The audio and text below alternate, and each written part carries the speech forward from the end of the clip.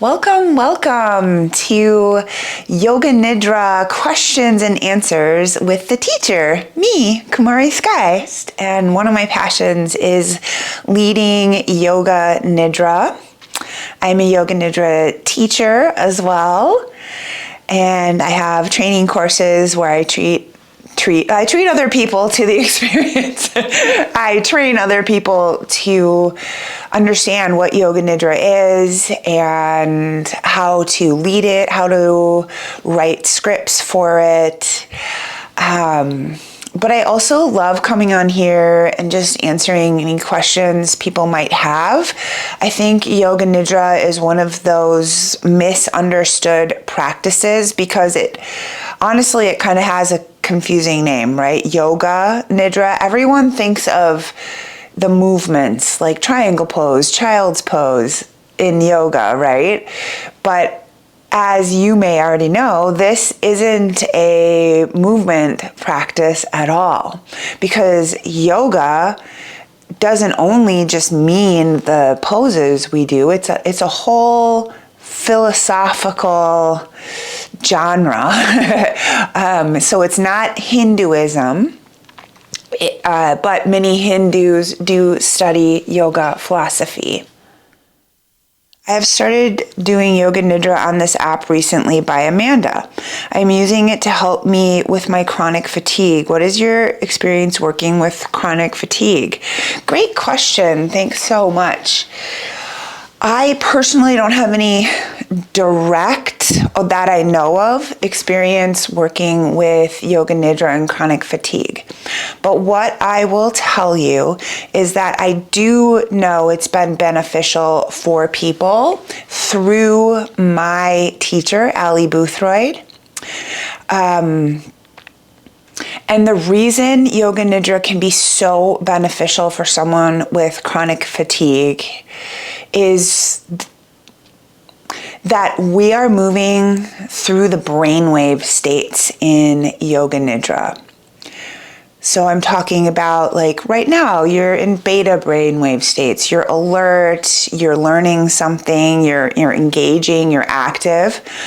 But then as we move through this systematic set of techniques that is Yoga Nidra, we slow the brain waves. So even the next brainwave state is called alpha, and that is very, very relaxed brain waves, and the gateway into deeper meditation or higher states of consciousness, which just means that you're more finding union with the true essence of who you are.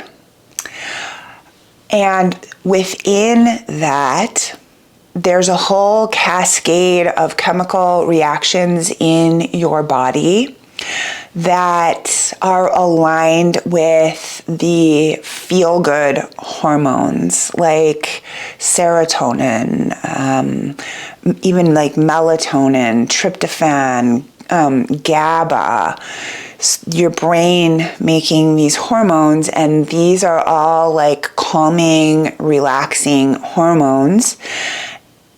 And of course, as a result of that, your nervous system becomes regulated. So it's not that Yoga Nidra specifically works in a certain aspect that helps chronic fatigue. It's more of you're putting yourself in this deep state of rest, and then it's kind of like you're getting out of the way for your body to do its thing. Your body innately is programmed to homeostasis, right? Sometimes things get a little off kilter, i.e. when we have issues.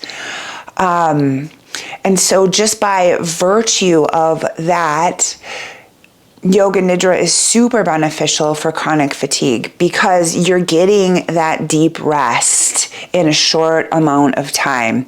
You're helping to reset your circadian rhythm. The rotation of consciousness relaxes your body on a way deeper level than, let's say, you were just like in Shavasana or doing Yin Yoga or something, where you're definitely relaxed, but Yoga Nidra takes you even into a deeper state, that the rotation of consciousness, when you visual or sense your body parts.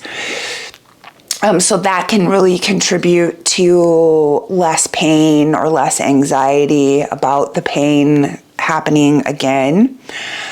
And then when we get to the second layer of Yoga Nidra, which is when we work with the breath, that enhances your pranic flow. So the energy throughout your body can and will end up flowing easier. There could be less energetic blockages. And I'm not saying this is happening in one Yoga Nidra practice. And then we get to the more subtle layers of your consciousness as we work through the stages of Yoga Nidra.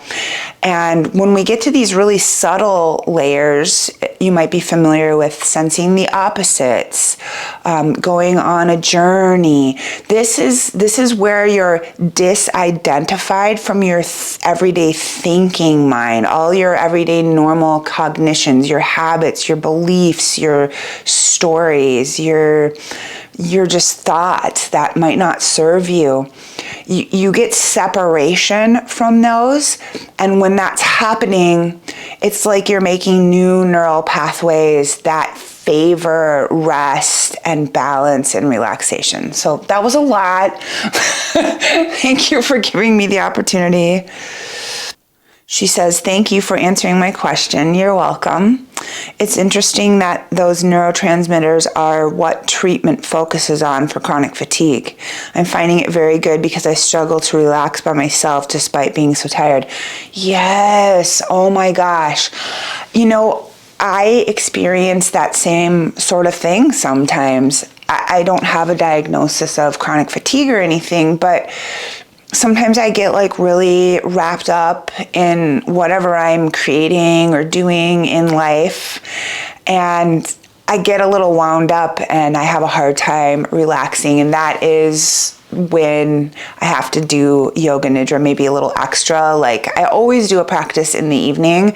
Sometimes I need one in the afternoon to help me come find more balance.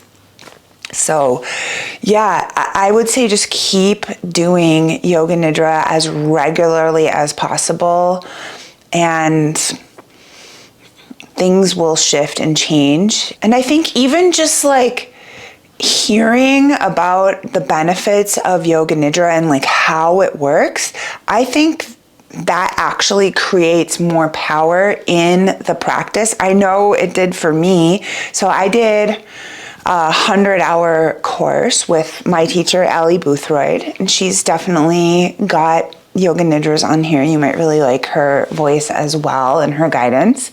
I'm very inspired by her.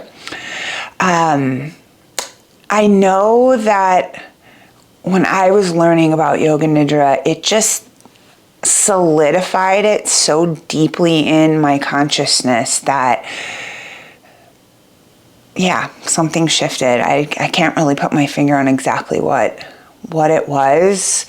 It for sure was inspiration to do this. And Yoga Nidra can sound really magical and kind of woo-woo out there. But I do believe it's truly a healing balm for our times. It literally helps with everything, because when we take our bodies and our brains into those really slow brain waves consciously, magic happens. Magic happens, because we have to sleep every night, right? Like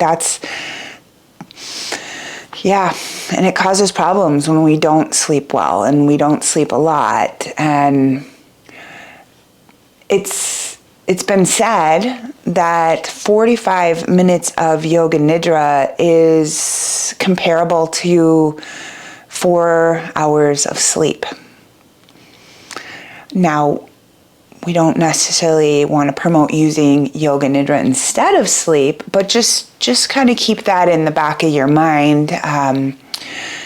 One of the most well-known Yoga Nidra teachers, her name is Kumari Desai. Her dad is Amrit Desai. And she has a book. It's called Yoga Nidra, The Art of Transformational Sleep. And in that book, she relates different studies that her dad received while going into Yoga Nidra. While in Yoga Nidra, he was hooked up to an EEG. I think it's the EEG is the brain, right? The EKG is the heart. Anyways, something like, I can't remember the exact medical term for it, but the thing where they put the nodes on, so they followed the brain waves while he was going into Yoga Nidra, while he was in Yoga Nidra, and that's how they ended up equating the brainwave activity with how you're probably making up like 4 hours of sleep by doing a Yoga Nidra. I wonder if you're familiar with Sankalpa. Do you have a Sankalpa? Do you understand what that is? So a Sankalpa is an integral part of Yoga Nidra, and it has a lot to do with karma in this life you're living, and it also has a lot to do with what are called samskaras. So samskaras are like the little grooves, or are the grooves that make impressions on your brain. And this comes from past life karmas. According to yogic philosophy, it comes from this life karmas. And when we think of karma, we usually think of it in like a negative connotation, right? Like what comes around goes around. So someone pulls out in front of you in traffic, like you can pretty much count that someone's going to pull out in front of them. But there's so much more to karma. And we have a lot of really good samskaras. So samskaras are a result of karma. And we have a lot of really positive ones that we need, like taking care of ourselves. It's a really, really good groove in the brain to make sure that you have personal hygiene, that you take care of your teeth, your body. It's a really good samskara that we're taught and we teach our young ones, that you have to look across the street before you walk, those kinds of things. But we also have samskaras that don't serve us, and these can be picked up from our young childhood. I'm going to give you a little story. In that book that I mentioned, Kumari Desai's book, she told this story. And it was about a woman that came to her Yoga Nidra training, and they were talking about samskaras and creating sankalpas, and this woman had heard her parents having a little bit of an argument when she was really young, like maybe 4 years old. And her, she had a good life. It's not that her parents were abusive or weren't good parents, but they were having that heated, passionate argument, and one of them said, well, maybe we should never had so-and-so, the little girl.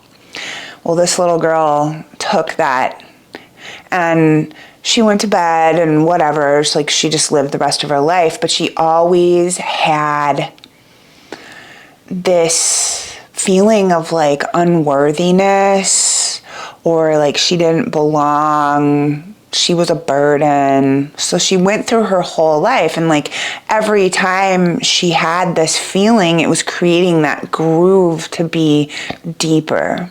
That, let's just say, she's not useful in this world. And she identified that in her training, and she made her sankalpa around feeling more worthy or feeling like she belonged. And then time went by, several years, and then Kumari Desai, the teacher, saw this woman again, and the woman said, "Oh, remember me from my training a couple years ago?" And Kumari was like, whoa, this woman, it was completely different, like brighter and happier. And she had made a sankalpa about letting go of feeling like a burden, or that nobody loved her or respected her, and she was unworthy of what she wanted. She had a sankalpa like, I innately deserve all that is mine in this life, or something positive, right? So a sankalpa is when we take something that maybe doesn't serve us and we change it into a positive present tense statement. And that's what we repeat in Yoga Nidra.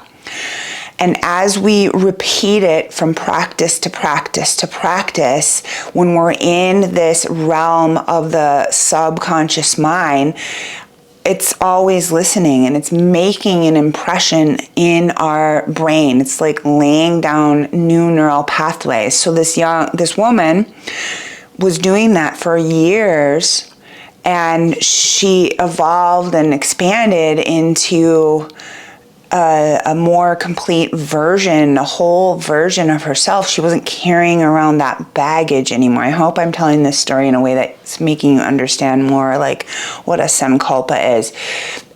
And the thing about the sankalpa is that it's about one issue or thing you would like to change in your life. But the magic is, it starts to replace the grooves or the neural pathways from the past. It covers them, or not, I keep saying covers.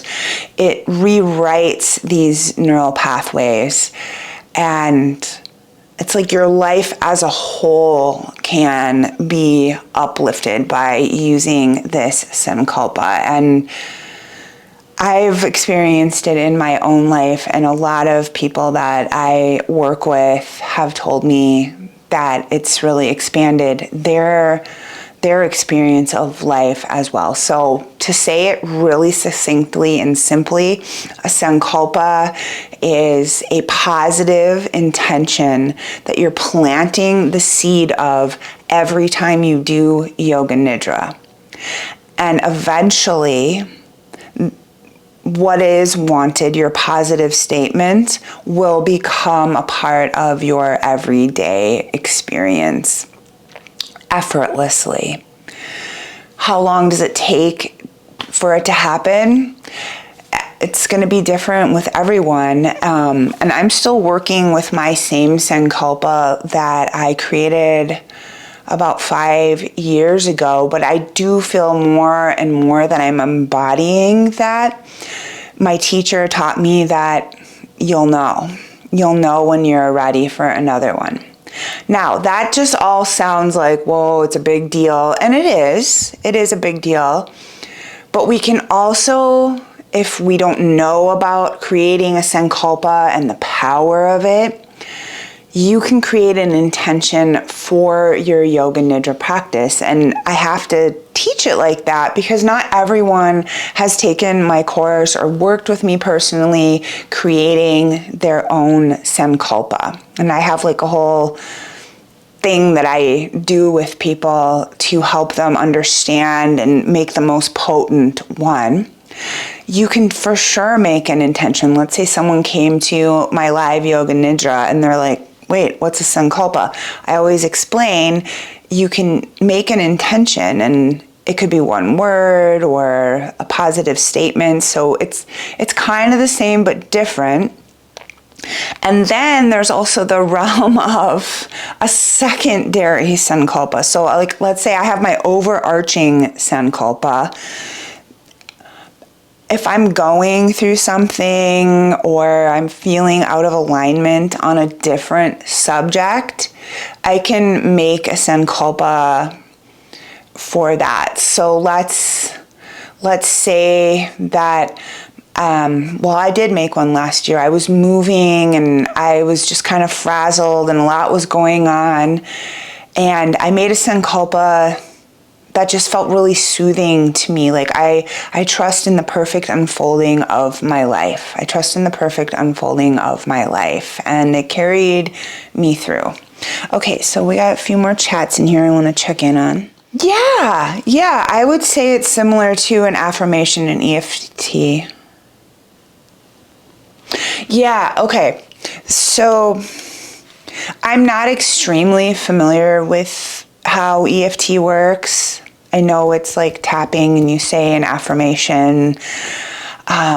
So sankalpas are like that, but we don't call them affirmations.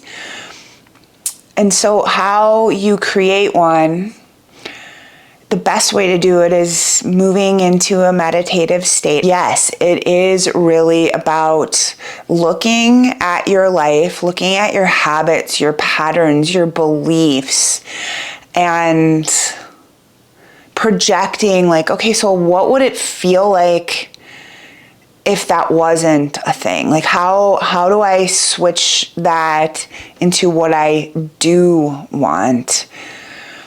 Let's use, maybe someone has been struggling with their body image for their whole life and they're just ready to love themselves more. You create something that feels like believable to you. And that's also, of course, really important with affirmations, because if you're just repeating an affirmation and you don't really believe it, it's not that powerful. It's helpful, but it's not going to be powerful in the way of an affirmation or a sankalpa that you truly like, yes, I believe that. So we're talking about someone that has had issues with body images. They've gone through a lot in their life around feeling comfortable in their body.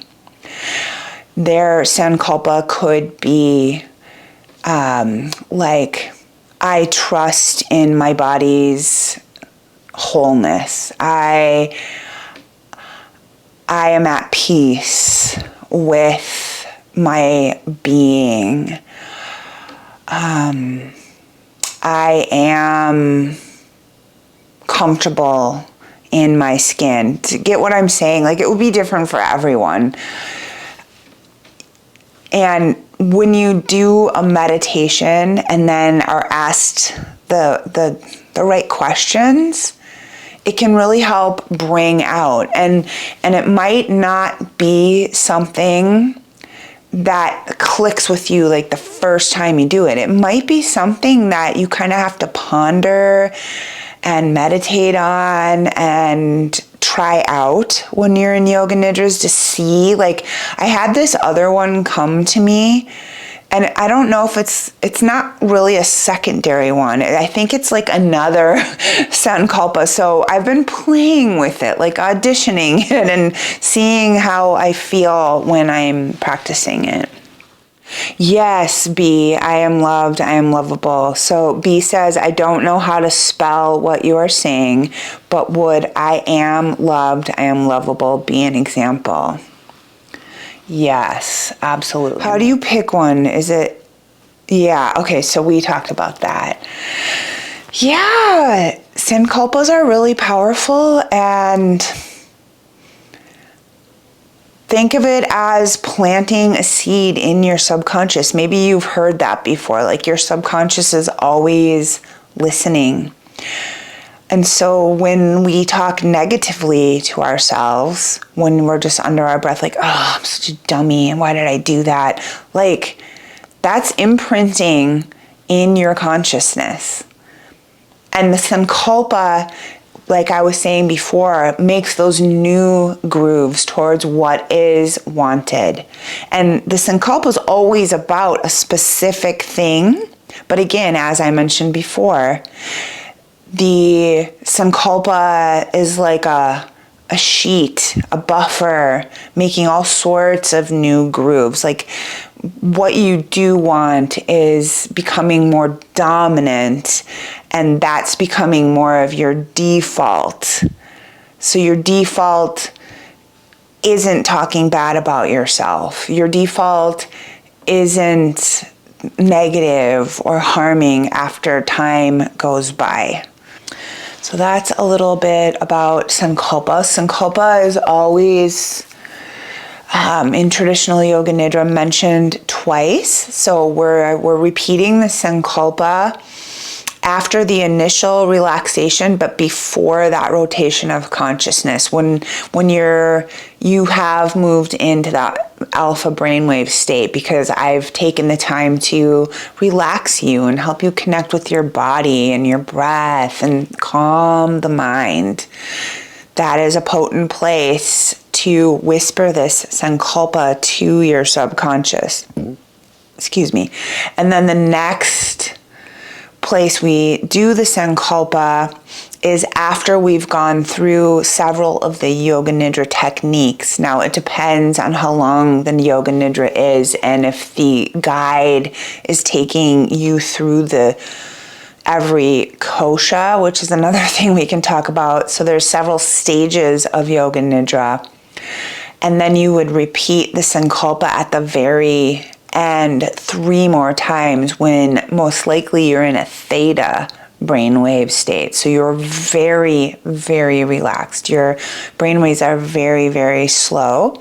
And this is when you have the greatest connection to the clarity of all that you are, your subconscious. Because yoga's aim is to still the fluctuations of the mind and bring you to the cleanest version of yourself. I don't know if cleanest is really the right way to say it, but the version of yourself that is the highest level, the most evolved, like the energetic being, the being of love and light, who we all are. Think of a newborn baby. It doesn't have any beliefs or stories created in this life. Now, it might have brought some karmas in with it. But, like little babies and kids, they're so pure. This is where we're going in Yoga Nidra. We're finding union with that space again. And every time we do that, we get more in touch with the essence of who we are. As I mentioned, that was the goal of yoga, to still the fluctuations of the mind, the whole philosophy. That's what it's about. And Yoga Nidra helps us over and over go to that place. Yes, it helps us with sleep. It can help with anxiety, trauma, blood pressure, heart things, chronic fatigue, all the things it helps with. And the reason it helps with it is that we're going back to and connecting with our pure essence, which is peace. And so the goal of yoga as a whole is letting go of all of those samskaras and becoming enlightened. And enlightenment isn't just for gurus on the shelf. Everyone can experience enlightenment. And so then that is the prize. So you do that. That's the goal of yoga. And the prize or the result is this clarity of union with all that you are. We're just so much more than this flesh and body. And I think more and more people are starting to realize the energetic significance of being in peace or being in alignment. It just has a ripple effect into your whole life. Yeah. It's pretty amazing, yoga. And the cool thing is, it's thousands of years old, and it's not a doctrine. It's not something that anyone's asking you to follow. It's more of like a study of consciousness, just like Buddhism, just like non-dualism, like Taoism, like all of these ancient practices and philosophies, they all guide to the same place, and the same place is finding more freedom and peace living in these human bodies here on earth for however long we stay. And who doesn't want to feel better, really? Another way we could think about like coming back to the essence of all that we are is thinking of like a pure quartz crystal and all its glinting and shimmering and the little rainbows you might see in it. Like, think of that as like the truth of who you are. This crystal could get thrown into a pond. And on a clear day, we can see that crystal through the water, and it's still shining and shimmering. But there could be a disturbance under the water, and some dirt and debris gets caught up, and we can still see the crystal, like we're still innately shining. And then there could be a storm, and so the surface of the water also gets wavy, and it's really obstructing the view, but we can still see the crystal. It's still there. And then we can think of our yoga practices as a way to still the fluctuations on the water, to make everything inside the pond come back to equanimity and stillness and peace, and then that crystal shines bright again. But there's always fluctuations, right? A motorboat could come by and disturb the water. So the motorboat, the debris, the waves, the wind, that's all our mind stuff, taking away the view of that perfect crystalline nugget of crystal that represents like the fullness of who we are.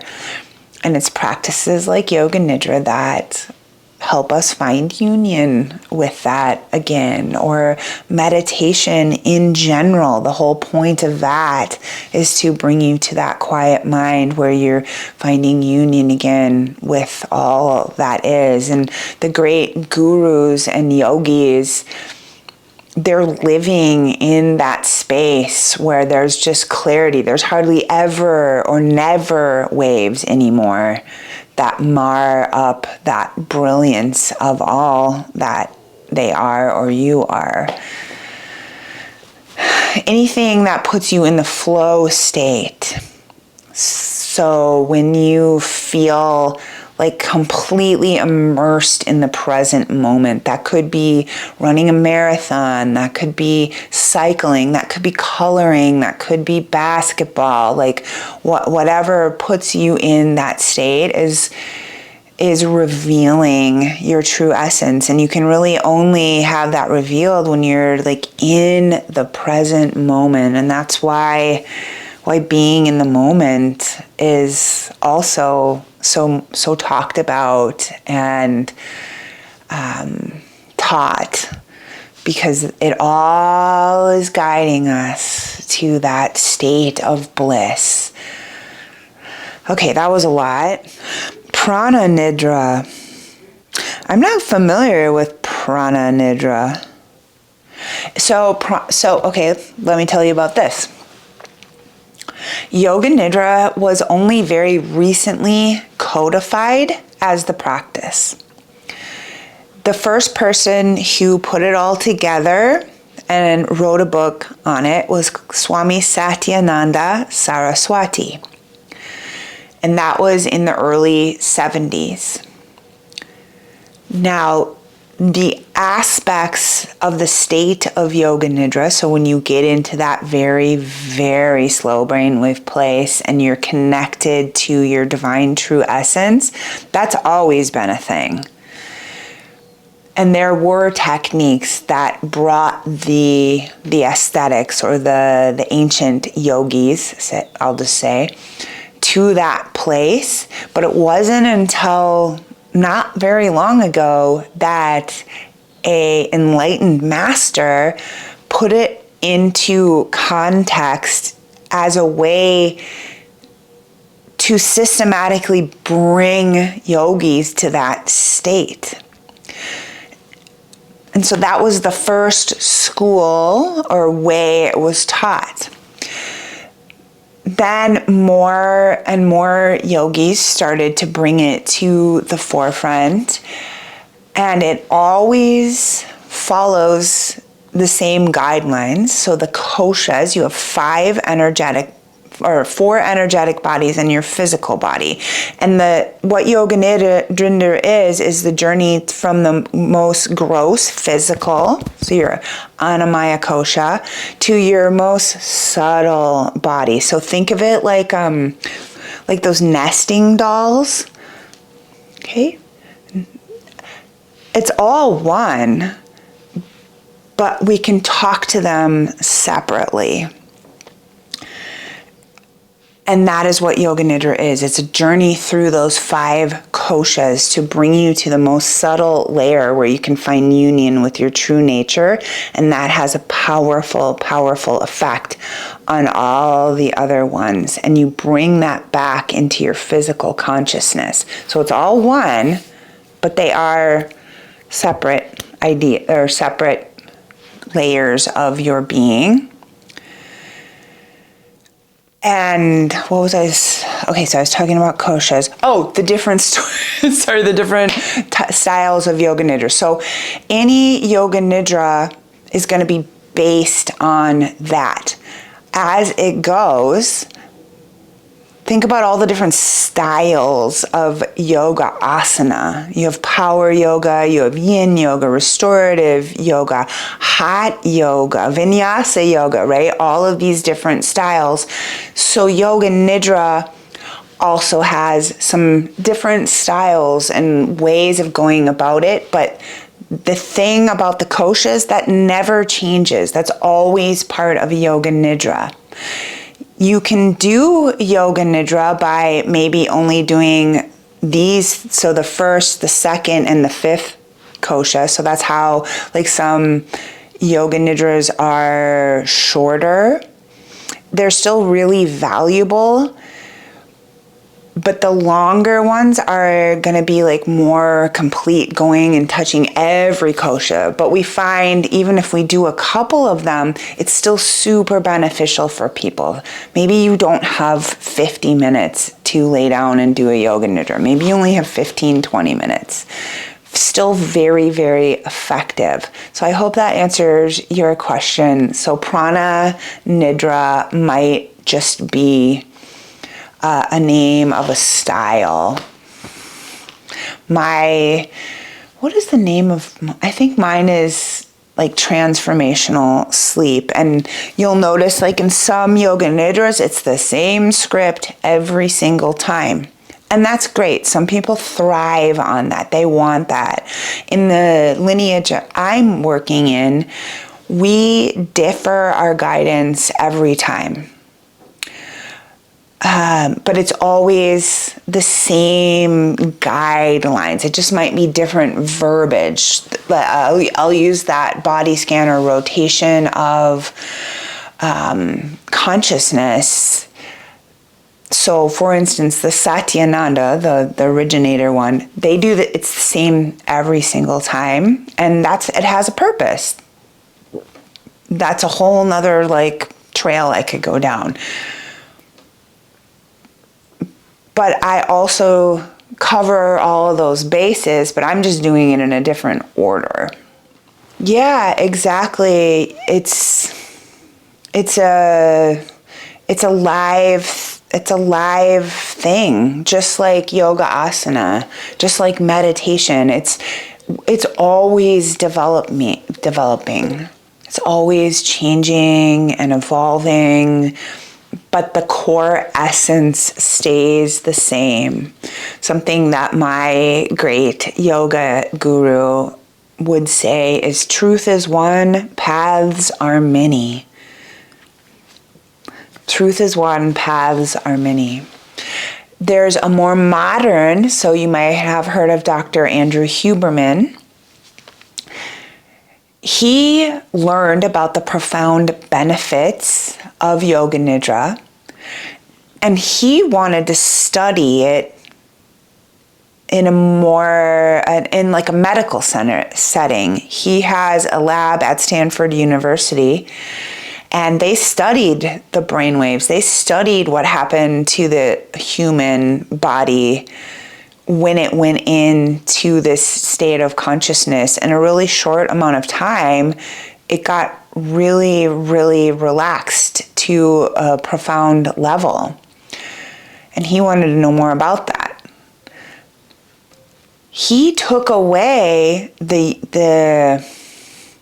yogic language and still achieved the same results of this practice. Now, he didn't take away the essence of what it is, right? There's still the body scan. There's still working with the breath, the energy. There's still the rotation or the sensing of opposites. And he found that he was able to get those same results without making it yogic, so to speak. I mean, the essence of it's inspired by the teachings and philosophy of yoga. And he coined the term NSDR, non-sleep deep rest. Because when you go into the state of Yoga Nidra, you're not sleeping. Your subconscious is awake and aware. Your body is asleep. But your mind, whether your brain, of course your brain literally is in here, but where's your mind? Where is the subconscious, right? And he was able to take people into that deep state of rest without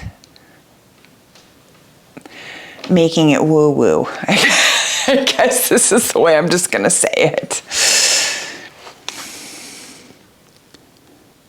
Yeah, so I have a few, I don't really do it anymore. When I was first starting to create content, I did put NSDR, and for me, it was just a way to like bring people to Yoga Nidra. I was still doing it like as a Yoga Nidra, but it was more of like a way to bring people to my offerings, because essentially it's the same thing where we're in a state of deep rest, where we're not identified with the body. So non-sleep, even though it feels like you might be sleeping, you're more in a state of consciousness that is that dreamy liminal space between total wakefulness, right, beta brainwave states, versus I'm out like a light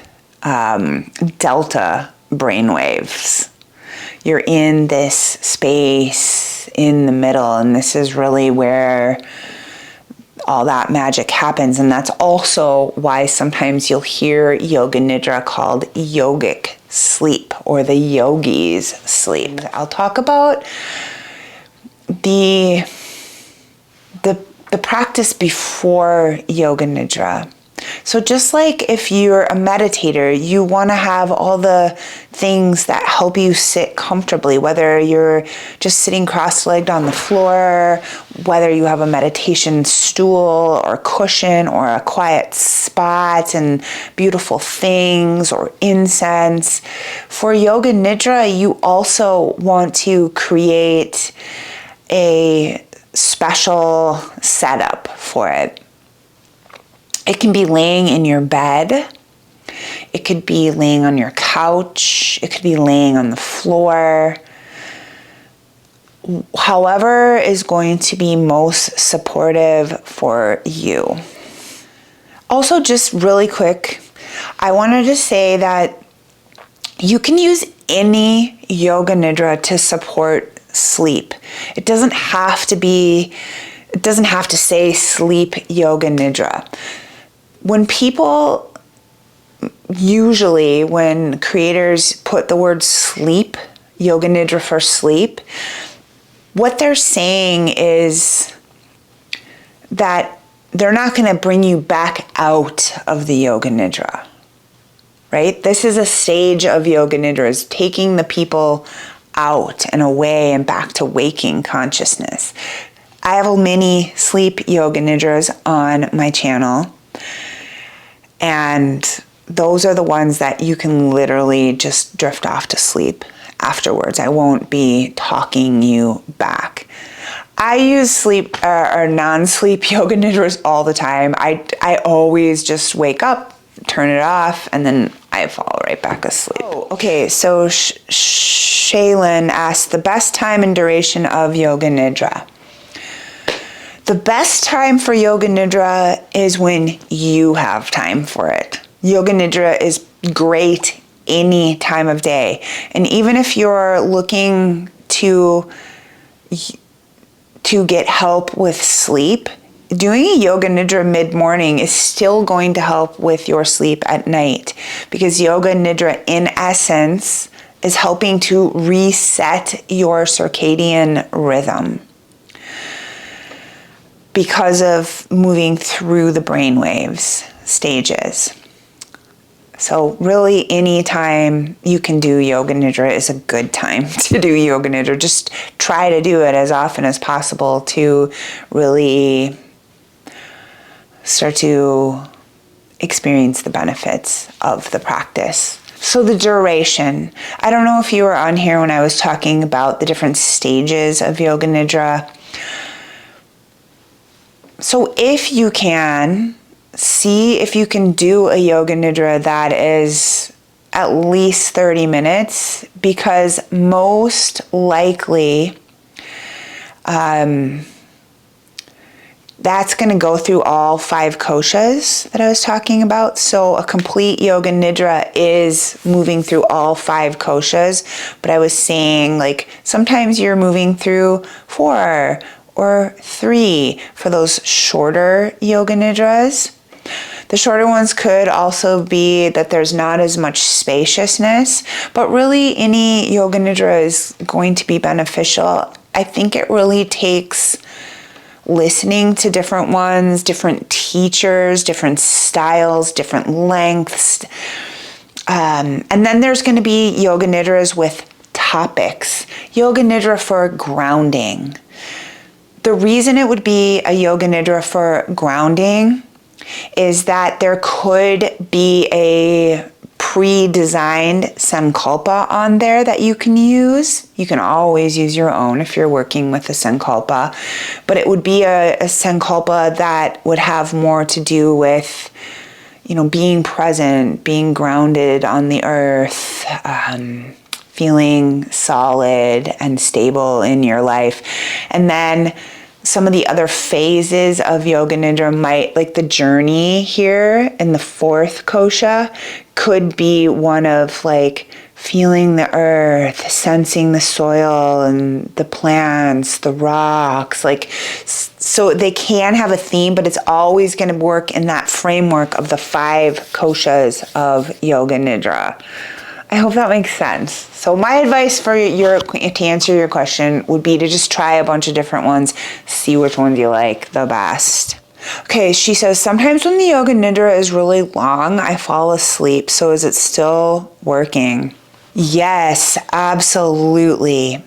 In the beginning of this talk, I was talking about how Yoga Nidra, the techniques of it, bring you to be resting more dominantly in your subconscious state. So we're disidentifying from the conscious mind in Yoga Nidra. So that's just taking the back seat, as is your physical body. You're hanging out in this realm of your subconscious. And so even if you feel like you fall asleep, so you've gone beyond the theta brainwaves down into the delta and you're staying there, your subconscious is still listening. And you might notice you think you're falling asleep, but how then do you hear your guide calling you back? Like, for me so I teach Yoga Nidra twice publicly at a studio. I can't tell you how many times people are like, yeah, I thought I fell asleep, but then I heard you call us back. Was I really asleep? Nope, you were in the yogic sleep. It's only when you just are out like a light and you don't come back. That's when you really, really fell asleep. I hope that answers your question and soothes you that your Yoga Nidra was not lost. The benefits were still had. And then if that does happen and you miss saying your sankalpa again, you can say it again when you first realize that maybe you've fallen asleep. Okay, that makes me feel better because sometimes I'm just listening to a track alone late night and I can fall asleep. Yeah, I mean, and so Yoga Nidra can be used for that as well. When you do wake up in the night and your intention is to fall asleep, or at bedtime, like I use it every night because A, I want to do a Yoga Nidra, and B, I do want it to soothe me and help me fall asleep. It just depends. Yoga Nidra as a meditative practice wasn't created for people to fall asleep. But it does bring you to that state where you could fall asleep, because the practice is all about moving through the brain waves. And Yoga Nidra cycles you through the brain waves, just like at night, you're not just in the delta brain waves, you're cycling through the 4 stages you're cycling through 3 stages of sleep. And what's interesting is the stages of sleep correlate with the yogic states of consciousness, which I'm not going to get into because I've already been talking an hour. Yeah, I mean, if you are able to add Yoga Nidra into your daily life and practice at other times besides bedtime, great. I mentioned earlier that my favorite time, or maybe I didn't say this, but I like doing Yoga Nidra like mid-morning and then early afternoon, like after lunch, 2:00 kind of thing, as a power nap. Or like if I'm having a hectic day, if I feel frustrated, if I'm just kind of out of whack, Yoga Nidra, it's like cleaning the slate. So anytime's a good time for Yoga Nidra. Well, thank you all so much for joining. This has been really fun. I love answering your questions about Yoga Nidra. So until another time, I'm wishing you peace and ease and whatever is next for you today or tonight, depending on the time. All right, sending so much love. Namaste.